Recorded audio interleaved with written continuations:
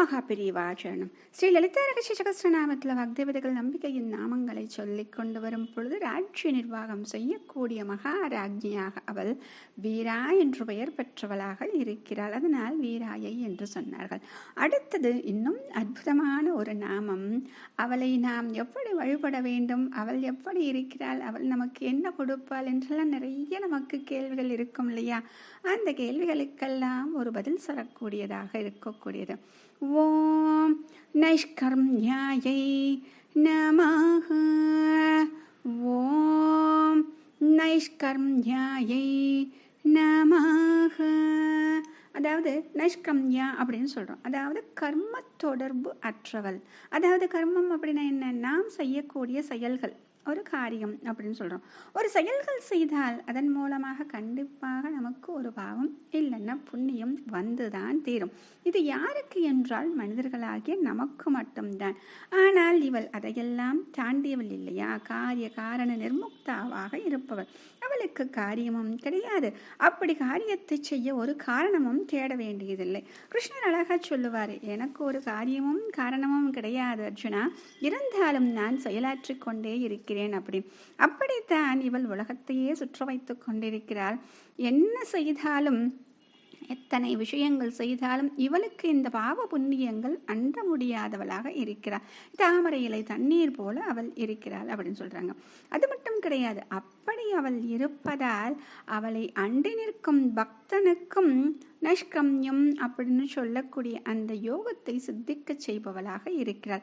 ரமண மகரிஷி அழகா சொல்லுவார், ஒரு காரியத்தை செய்யும் பொழுது அதை செய்வதால் கிடைக்கும் பலனை நினைக்காமல் காரியத்தை மட்டும் செய்து கொண்டு இருந்தால் போதும், அதுதான் நிஷ்காமிய கர்மா அப்படின்னு சொல்லுவார். கொஞ்சம் கொஞ்சமாக அப்படியே நம்ம மனசு அதிலேயே செலுத்தி இப்படித்தான் இந்த காரியத்தை செய்ய வேண்டும் என்று பழக்கிவிட்டால் என்ன ஆகும் அப்படின்னா, எந்த ஒரு காரியம் செய்யும் பொழுதும் நம்முடைய புத்தி என்ன ஆகும்? அதை மட்டும்தான் நினச்சிக்கிட்டு வேலை பார்க்குமா. அப்போ அந்த பலனையும் எதிர்பார்க்காது இல்லையா? அப்போ நம்ம என்ன பண்ண ஆரம்பிக்க போகிறோம்? முழு மனசு அர்ப்பணத்துடன் ஒரு வேலையை செய்கிறோம். ஆனால் அதனுடைய பலனை எதிர்பார்த்து நாம் காரியம் செய்யவில்லை. அதுதான் இங்கே ரொம்ப முக்கியம் அப்படின்னு சொல்லுவார். அப்போ நிஷ்காமிய கர்மம் அப்படிங்கிறது செய்கிறதே ரொம்ப பெரிய யோகம். பகவத்கீதையில் அழகாக சொல்லுவார், கர்மண்யே வாதிகாரஸ்தே அப்படின்னு சொல்லிட்டு அழகாக சொல்லுவார்.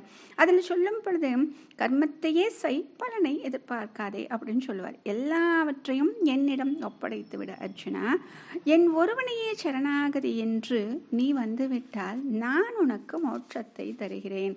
நான் உன்னுடைய எல்லா பாபங்களிலிருந்தும் விடுதலை செய்து உனக்கு அத்தனையும் கொடுப்பேன் அப்படின்னு சொல்றார். ஏன்னா இது எப்பொழுது கிடைக்கும் அப்படின்னா, அந்த பலனை எதிர்பார்க்காமல் இருக்கும் பொழுதுதான்.